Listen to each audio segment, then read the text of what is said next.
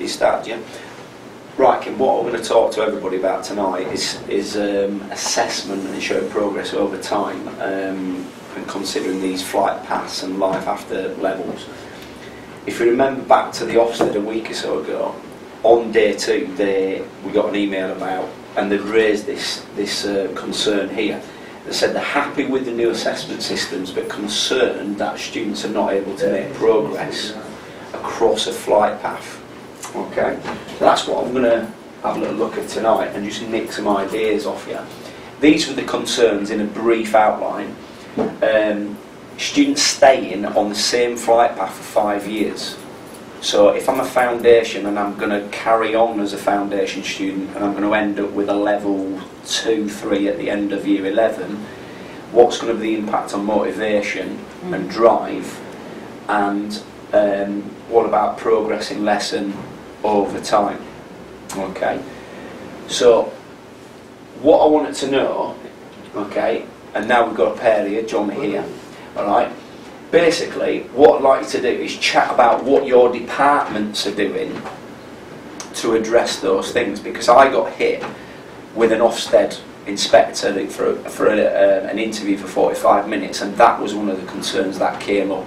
You know, we like your system, but what are you doing as a department to show progress and to get students working? What systems have you got in place? So in maths, in photography, in terms of, you know, your flight paths, what have you got in place? Well, photography is not used, it's GCSE, isn't it? Yeah. So it would be at art and Keystone Tree, isn't it? Yeah, so what work have you done? So what we said is they raised this concern about students, and if you're a foundation in year 7 and you're still a foundation in year 9, which is likely, and you're a foundation in 11 and you're going to come out with this grade, what's going to be the impact? Motivation, how can we show progress within that area? Well, in maths, hopefully it's the level of ability for the students, so that they can go up from an F1 to a D1 or whatever. Obviously, yeah, in my year 7s at the moment, a lot of them are getting X1s and X2s because they're top set and they're achieving really high flight paths.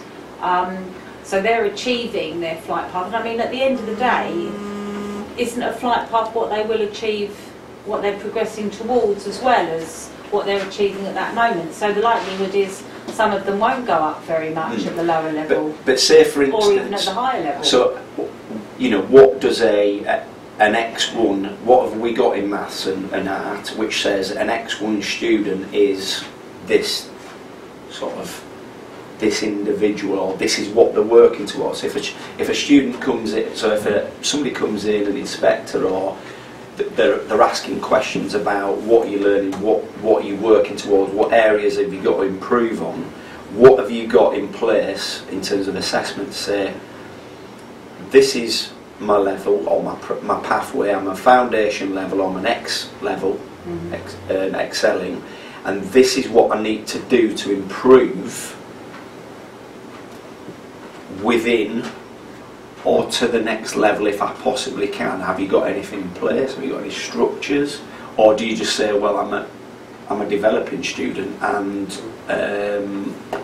yeah, we have tests at the end of each little module sort of thing, and depending on the ability of the child, with reference to the scheme of work, that will give them their flight paths. So if they're able to do equations with powers, that is an X1. So have you got that written with, so have you adapted the schemes? Yeah, we've got flight path schemes of work all in place, telling us what levels we give for what abilities. So we've got what about art? Yes, in terms of the descriptors, we've got the different descriptors for the categories.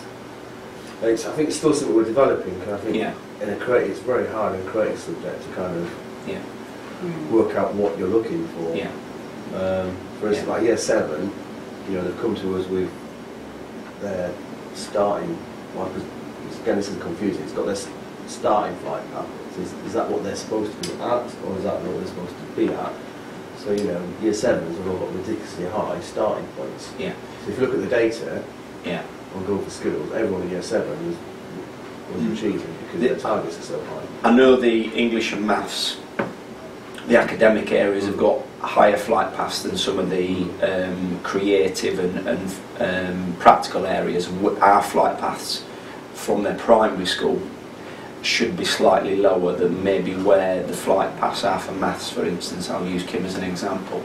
So they should be slightly lower, but some of them are high. But if I show you, I shared this idea with the Chief Inspector that I were concerned about a student and the motivation within it, and it fits into what you're sort of saying. What we're doing at the moment in PE and what we're trialling are these place cards. So if I've got one for each of the flight paths, so foundation, developing, and so on. And basically, what we decided is what do we want this developing student to look like? What do we want the securing student to look like? And what things would be a minimum for them to have? So I'm guessing, with your schemes of work in maths, you know a foundation student must be able to do a certain, multiplication, and you've got that in your schemes. Mm-hmm. What we decided was to break them down into 4 key areas. So each flight path is the same. So we've got fundamental skills. What do we really want them to work on and actually develop in terms of skills? Knowledge, what do we want them to know? Because in PE, and same with creative side of things, there might be rubbish at certain sports, but they're really intelligent and the knowledge can still pull their mark up and their flight path. What do we want them to actually do and perform? And then I thought this was quite important as well. We used Bloom's taxonomy of questions to level the questions to the ability level of the student. So a student with foundation, for instance, if I go back, they've got very simple, straightforward questions like can I identify, can I name, and so on. But when we're moving on to developing, we're challenging them with more questions as well. So what type of questions are there? For instance, I don't know, to say you were doing a football module. Yeah. If I put it from an art perspective, we've just put little prompts in here saying at the developing level we want them to describe certain aspects of drawing or painting and work. Whereas, in the foundation level is can you identify 2 styles of, artwork or whatever you feel is fundamentally key. Now, all the research that I've done, which pulled us away from these levels where we were forcing students to be at a certain level at a certain time, identified the need to break it down into these key areas of what skills and techniques do you want them to have, what knowledge do you want them to have to allow them to develop on into GCSE and the higher levels at Key Stage 4. What's the fundamental things you want them to actually be able to do? Is it to work with, pencils, pastels, painting, and what we decided to do is drop them in there. So at each level, at any point, if a student says in PE, I'm a developing person or a securing learner, they can look at this and they can say, right, I can swim 25 metres, I can actually do algebra, I can actually do that. However, I'm not able to discuss, I've got no knowledge on health and fitness, so they can still describe things that they still need to do, which allows them to show progress because they can say, this is what I can do, but I need to do this, this and this to improve within that flight path. So what we did as a group of PE teachers said, right, what do we really want them to be able to do at that level?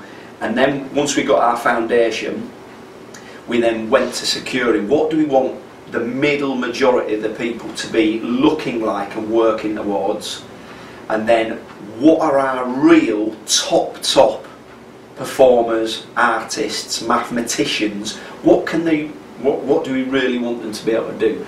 And then although they're very, we've got running alongside this, we've got some very general, and it sounds like you're having out, very general comments for flight paths. But what we need it to do is to be able to say, right, we want to be specific. What should they be able to do in the various areas to be able to hit that level and that sort of flight path?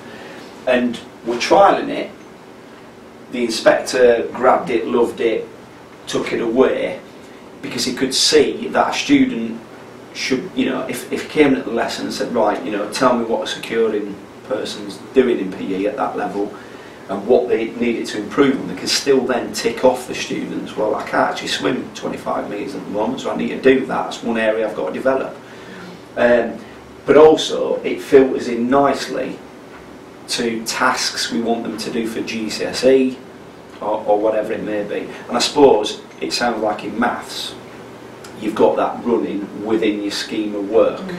But I don't know whether subject areas across the school have got that in place, or they've just got general comments. You know, and I know it's early doors at the moment, but going back to that swimming example, just to play devil's advocate a little bit, so you're saying they can't swim 25 metres. What would you say? Let's say you're giving them a comment how to improve. Yeah. What would you say to them? Well, we've got these laminated. Say, right, they're your. We sit them in their groups, their flight paths. Give them some of these placemats, and say, right, look at this. These are the topics we're doing. What can you do? Have a discussion with your partner. What do you need to improve on? So they'd be sat there and be saying, right, I can't do the 25 metres. Because the problem right is that he needs to actually he's not going to improve in a lesson. He needs to go swimming twice a week outside of school. Yeah. And is he going to do that? It's like, well, we said, please, well, to get better at your drawing, you're not going to, you know, we'll be realistic, we're not going to improve like a week 2 hour lessons before, right? They need to have a passion for it, or be sat down for an hour, 2 hours every week, practicing the drawing. But one of those, if they're having that dialogue and that discussion and saying, well, actually, you need to practice more, which is a common practical area thing. You're only going to get better if you practice, you're only going to get better if you do your homework. Well, that might be a simple target of progress is I do need to come to an after school club once a month, two times a month, and practice that skill, but they can articulate it, they can actually say this is an area for improvement and be specific.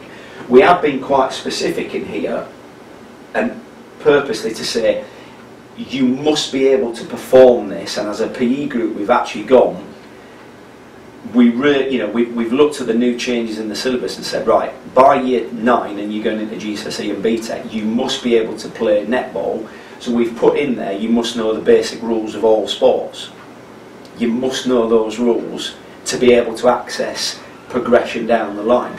So we've, you know, each one that we've got, even all the way up to, you know, excelling, you know, we've put certain fitness things in there, we've varied it to make sure that they progress in difficulty, but also there's some real core things that come in there. Excellent. So it sounds like you're doing it in maths and you've got other areas, but we've taken it, you know, as curriculum leaders we were asked to look at what the assessment flight paths will look like, and then what I've tried to do is not try to throw everything in at once. I've gone, right, I'm going to look at year 7, what do I want my year 7s to look like, and what does each of those, and then trial it for a year, see how it goes, can they articulate various bits, are they showing progress, and then we'll try that with year 8 and develop some actual placemats for them to see what they look like, and you know, and keep it developing from there. And then hopefully they've got plenty to talk about. We just skim those out and get them to use the key words off the board, the literacy words, and say, right, okay, where you at, and go from there. Okay? Okay.